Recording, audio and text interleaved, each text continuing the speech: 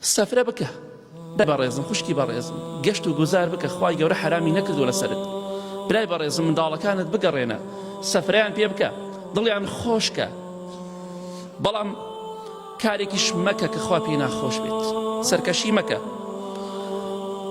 چونکە ئەگە تۆ سەرکەشی نەکەی سەفرەکەت سیاحەتەکەت گەشت و گوزارەکەت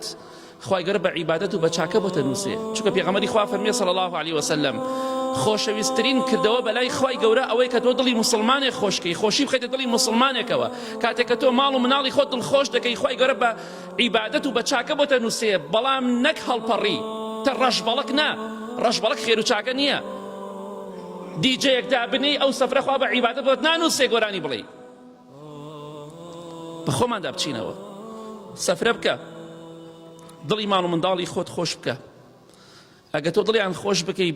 و کەسێکی خواناس و خواپەرست بی بە دڵنیایە خوای پەروەردگار ئەوەش بە خێر و بە چاکە بۆ دەنووسێت بەڵام ئەگەر سەرکەشی بکەی هیچ دەست ناکەوێت غەیری گوناه و تاوان و سەرشۆڕی بۆیە دڵی مناڵەکانتان خۆشکەن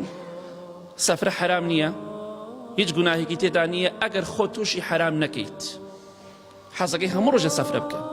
ئیسلام حرامی نەکردووە لەسەرت